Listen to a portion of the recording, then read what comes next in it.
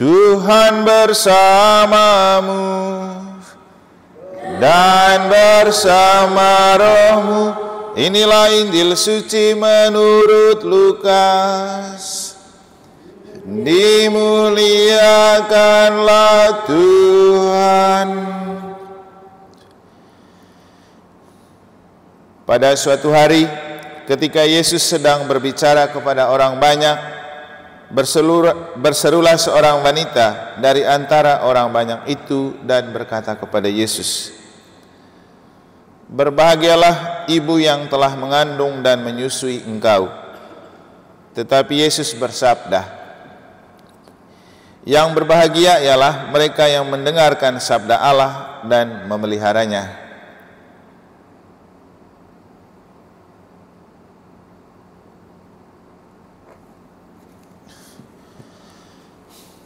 Demikianlah sabda Tuhan.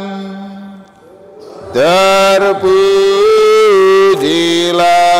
Kristus. Berbahagialah ibu yang telah mengandung dan menyusui engkau. Itu adalah ungkapan hati dari seorang ibu ketika melihat Yesus tampak dan tampil sebagai seorang anak yang sukses. Kita semua sebagai seorang ibu atau orang tua pasti bahagia kalau melihat anak kita sukses. Sukses itu Bapak Ibu jangan disalah artikan secara material dan duniawi. Tapi kesuksesan itu lebih pada prestasi yang membuat citra seorang pribadi itu naik daun. Seringkali kita menganggap orang sukses kalau dia kaya. Tapi itu bukan kesuksesan. Bahwa secara material ya sukses, tapi orang sukses adalah orang yang selalu tampak bahagia. Banyak orang yang kaya karena sukses tapi belum tentu bahagia. Maka kalau kita mau pingin bahagia, maka hal yang harus dilakukan adalah memperhatikan apa yang jarang diperhatikan di dalam pribadi yang tidak kelihatan, yaitu unsur kejiwaan. Bahagia itu kebutuhan psikologi, sebuah perasaan yang kadang tidak bisa dilukiskan dengan kata-kata, tapi ketika kita menikmati, kita betul-betul enjoy. Bahagia itu sebuah perasaan yang tidak sama dengan senang atau gembira. Senang atau gembira itu bisa dijamin dengan kekuatan-kekuatan dunia dan material. Misalnya, ketika saya ingin punya motor baru, ada uang dan membeli, saya senang. Tapi setelah beberapa hari saya pakai, belum tentu memberikan saya kebahagiaan. Karena kadang-kadang kendaraan yang baru, bila sedikit tercoret karena orang atau tabrak dengan orang, kan kita menderita juga. Atau ketika kita terima gaji awal bulan atau akhir bulan, kita senang. Tapi setelah gaji itu habis, kita tidak senang lagi. Bahagia itu tidak bisa dibeli dengan kekuatan material dan duniawi. Karena ia sebuah perasaan yang hanya bisa kita terima kalau kita betul mengerti dan paham siapa itu sumber kebahagiaan dan apa itu sumber kebahagiaan. Banyak orang yang ingin bahagia, tapi lebih banyak orang yang tidak tahu di mana sumber kebahagiaan. Kalau menurut ilmu psikologi, kebahagiaan itu ada di dalam diri kita. Tidak perlu mengejar dan dicari. Karena bahagia itu ketika kita mampu memanage perasaan kita menghadapi kenyataan apapun. Nah, ini yang susah. Orang tidak bisa memanage perasaan menghadapi kenyataan apapun. Ya, maklum juga karena kita manusia terbatas. Tapi ternyata Tuhan juga punya kepedulian untuk kita bahagia, bahkan lebih dari diri kita sendiri. Nah, inilah sumber kebahagiaan sejati, yaitu Tuhan. Kalau mau bahagia, datang kepada Tuhan. Bagaimana Tuhan memberikan kebahagiaan itu kepada kita? Dia punya sabda, sabda bahagia. Dan membaca kitab suci itu selalu membahagiakan. Siapa yang membaca kitab suci lalu dia sedih dan tidak bahagia? Pasti selalu membahagiakan. Makanya dalam Injil hari ini Yesus bilang apa kepada seorang ibu yang rindu akan kebahagiaan? Dia bilang, ibu, yang berbahagia itu bukan ibu yang melahirkan saya, tapi siapapun yang mendengarkan sabda Allah dan melakukannya, dia itu orang yang bahagia. Maka ibu ini salah mencari alamat untuk bahagia. Dia menggantungkan kebahagiaan pada orang. Bisa jadi memang karena kondisi dia punya anak yang membuat dia tidak bahagia. Makanya dia rindu sekali untuk punya anak yang bisa membahagiakan dia, dan itu terobati ketika melihat Yesus. Dan Bapak Ibu, kalau mau jujur, banyak juga orang tua yang haus akan kebahagiaan, ingin sekali melihat anaknya membahagiakan mereka. Tapi juga susah, apalagi kalau punya anak di zaman milenial seperti ini. Dia banyak menghabiskan waktu untuk dirinya. Dia sedikit punya waktu untuk menghibur dan membahagiakan orang tua. Bisa dicek di keluarga-keluarga, seberapa banyak orang tua yang merana, sudah punya anak, sudah punya cucu, setelah itu mereka ditinggalkan sendiri, dibiarkan sendiri, mau sehat atau sakit bukan urusan. Makanya kadang-kadang dalam nada guyon saya mengatakan kepada beberapa orang, salah satu doa kita anak-anak supaya jangan sampai orang tua itu terlalu tua, karena nanti kalau terlalu tua mereka sendiri yang kesepian, karena kita sibuk dengan pekerjaan.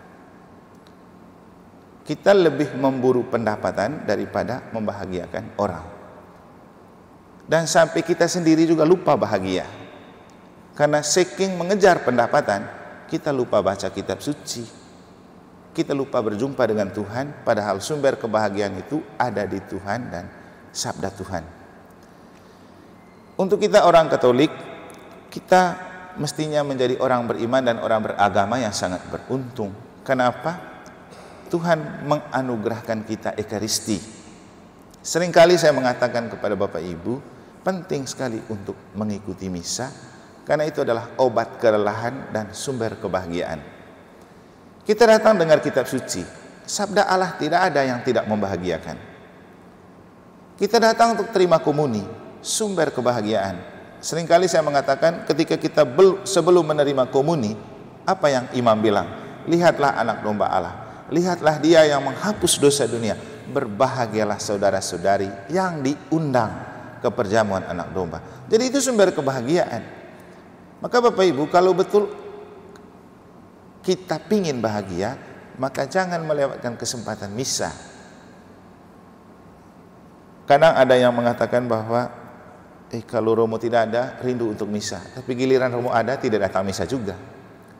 Kan lucu. Padahal saya itu menggebu-gebu bikin misa lagi hari ini, karena pikir sudah beberapa hari kita tidak misa harian. Padahal kalau dihitungkan saya sudah misa di susteran tadi. Saya pikir orang itu rindu bahagia dan rindu misa, tapi juga tidak banyak yang datang kan. Tapi ini mau menunjukkan kepada kita bahwa banyak orang rindu dan pingin bahagia, tapi dia tidak tahu sumber kebahagiaan itu ada di mana. Yang pasti secara pribadi kebahagiaan itu ada di dalam diri kita. Mungkin prinsip yang paling sederhana, hadapi apapun dengan senyum. Itulah sumber kebahagiaan. Memang tidak mudah juga menghadapi apapun dengan senyum, apalagi melihat orang yang kita tidak suka. Kita hadapi dengan senyum pasti tidak bisa. Apalagi kalau dililiti oleh persoalan, pikir tentang banyak utang, memang susah kita tersenyum. Tapi Bapak Ibu, seperti yang saya katakan di susteran tadi pagi, kita yang hidup membiara, rohaniwan dan rohaniawati, kerohanian kita itu tercermin dalam penampakan wajah. Kalau kita murah senyum dan selalu tampak enjoy dan happy, itu berarti kerohanian kita bagus. Tapi kalau kita tampak kering, merana, cemberut, muka masam, susah menampilkan wajah ceria, berarti kita punya rohani itu kering. Mungkin pengganaiannya sama dengan tanaman. Kalau semakin sering disiram, ia selalu tampak segar dan menyegarkan kita yang melihat. Tapi kalau jarang disiram, maka ia tampak kering dan loyo dan kita tidak ada gairah untuk melihat. Nah, pribadi kita juga begitu Bapak Ibu. Kalau kita sering menyiram jiwa, maka kesegaran jiwa akan terpercik dalam tatapan, pandangan, atau ekspresi diri yang kita tampakkan. Kita akan cepat tampak tua kalau kita tidak menjaga hidup rohani. Kita tidak akan pernah bahagia kalau kita mendefinisikan kebahagiaan itu cuma pada kesenangan dan kegembiraan. Orang yang hidup senang-senang agak susah bahagia, karena ketika kesenangannya selesai, ia akan menderita lagi. Contoh, Anda mungkin pernah melihat gaya hidup dari orang yang pakai sabu-sabu atau obat-obat terlarang nih, narkoba.